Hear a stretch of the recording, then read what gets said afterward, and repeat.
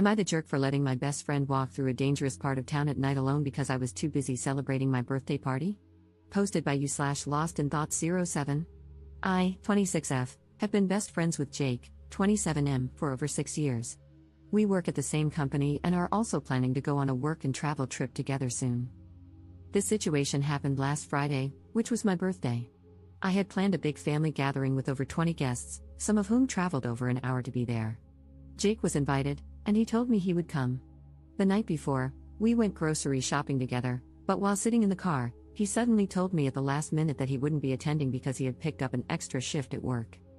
I was a little hurt because we always celebrate our birthdays together, and he didn't need to take the shift. Our company has plenty of people who could have covered it, but I accepted it and moved on.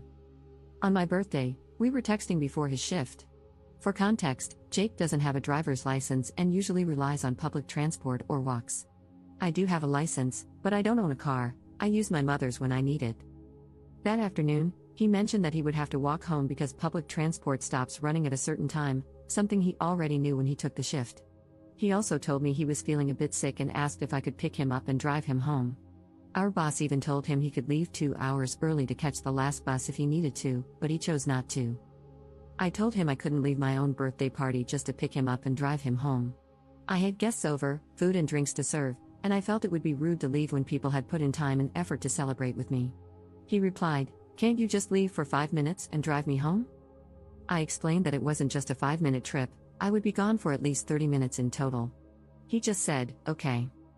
Later, I checked Find My to make sure he got home safely and texted him, apologizing that I couldn't drive him, reminding him that I normally do, but I really couldn't leave my own party.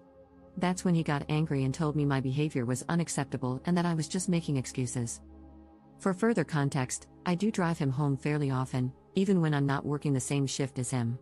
But this time, I had a prior commitment, one that he was originally supposed to attend. I reminded him again that our boss had told him he could leave early to catch the bus. At this point, he started arguing that the town is dangerous at night, but we've both lived here our entire lives, and nothing has ever happened to us. I used to walk at night all the time before I had a license, and another friend of ours, who is also a co-worker, regularly walks home late at night without issue. I tried to understand if something else was going on and asked him if maybe he was upset about something deeper and just projecting it onto this situation. I might have worded it poorly, but instead of talking, he just exploded at me. I apologized if I said it the wrong way, but at that point, he wasn't listening to me at all. Meanwhile, he wasn't trying to understand my side either. I told him it was my responsibility to be at my own birthday party and that my guests had made an effort to celebrate with me. I couldn't just disappear for half an hour. He dismissed that and told me I was a bad friend, a bad sister, because I said I wouldn't drive my sister home either if I had prior commitments, and it wasn't an emergency, and that my priorities were all wrong. In the end, he told me he didn't want to see me for a while. I am honestly confused and questioning our friendship after this because of how he reacted. I really tried to understand his side, and I get that he was hurt that I wasn't there for him when he needed me. But at the same time, I couldn't just leave my own party if it wasn't an emergency. Now I don't know if our friendship can bounce back from this or how I'm supposed to rely on him moving forward.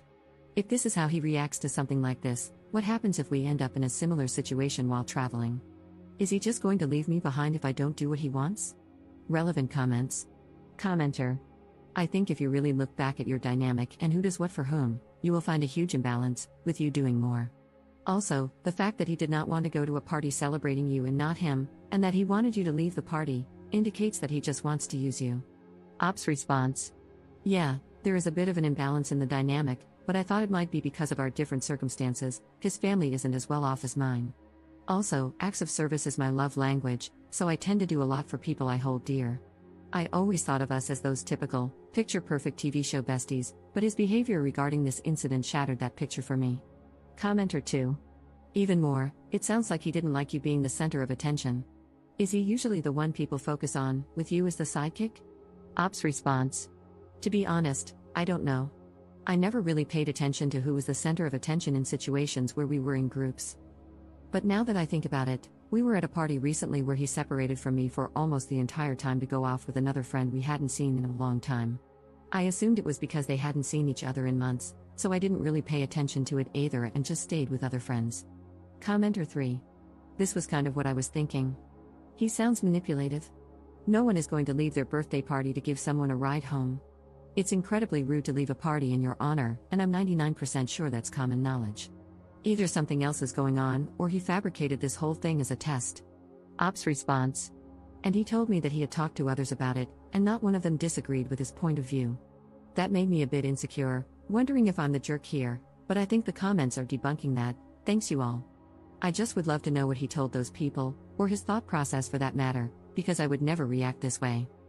The test could be a plausible explanation. He might have felt the need to test me before we go to another country for a year. That's the other thing I need to figure out, because if this is how he reacts to something like this, I can't rely on him. And even if our friendship survives, I can't go to another country with him as my support system. Update 1 day later. First of all, thank you all for the helpful comments. I never expected so many people to relate to this. I'm so sorry for everyone who has gone through something similar. To clarify something I've seen speculated in the comments, there are no romantic feelings involved. He's gay, so there was never any romantic interest between us. After reading a lot of comments and reflecting on everything, I've decided to go no contact, aside from necessary work-related interactions. I've also made the decision to move forward with my work and travel plans alone, because I simply can't trust someone like this to be my emergency contact in another country.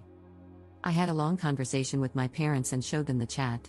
My mom actually broke down crying. She told me she's seen narcissistic behavior and red flags in him for years, but things have gotten worse in the last few months. She said this has been weighing on her, and when she laid everything out for me, I finally saw the bigger picture. Even though it wasn't a romantic relationship, I now realize he was isolating me from other friends and family, always trying to make himself the center of my social life. He even tried to insert himself into most of my other friendships, and looking back, anytime I made progress in life, he would find a way to hold me back or drag me down.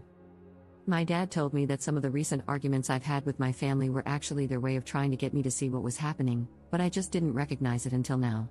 He also said he's relieved I won't be traveling overseas with him. My parents reassured me that while this will be hard at first, I'll heal, and cutting ties now will make things easier in the long run. They also pointed out things I had overlooked, like how he tagged along on family holidays without paying but was never particularly grateful to my family for inviting him. I've started talking to one of our mutual friends about what happened.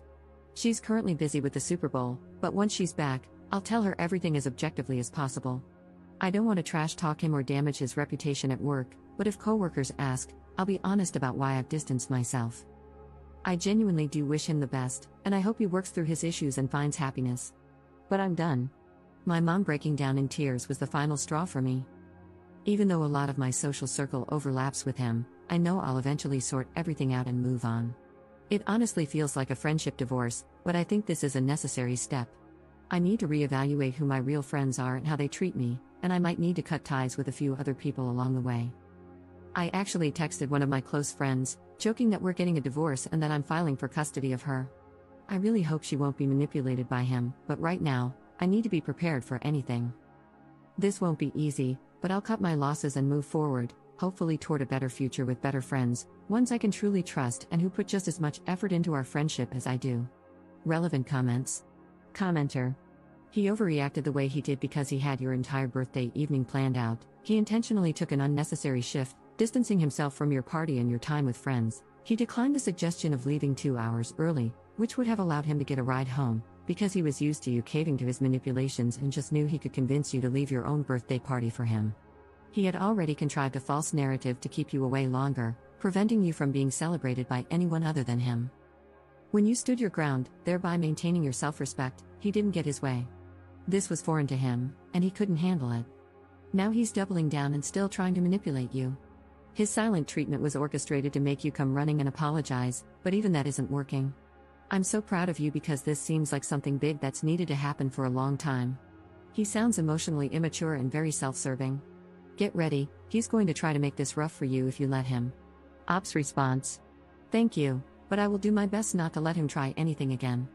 I'm even thinking of changing my job after the work and travel. Commenter 2. People have a hard time recognizing abuse in friendships.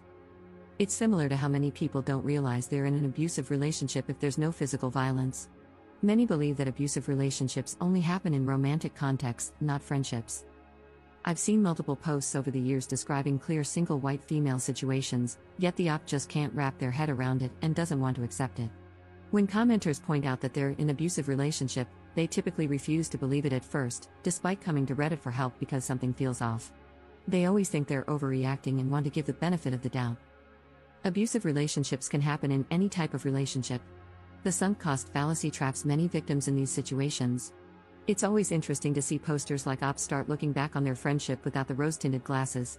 99% of the time, they end up uncovering a lot of messed up behavior that's been going on for a very long time. It's hard to see the forest when you're too busy focusing on the trees. I hope Op is safe. The lengths to which her friend was willing to go to manipulate and trap both of them in this calculated situation are extreme and, quite frankly, unhinged. I wouldn't be surprised if this takes a sharp turn into obsession and stalking real quick. Just like in an abusive romantic relationship, her friend is losing control and has upped the ante. Now he knows his tactics weren't enough to get what he wanted. Once he realizes she's pulling the plug, things could really go off the rails. He's already escalated by screaming at her and piling on the guilt. He's going to escalate further, but how far will he go? Who knows? You can't reason with unreasonable people, and you cannot predict their actions. Op needs to be on high alert and should not underestimate him.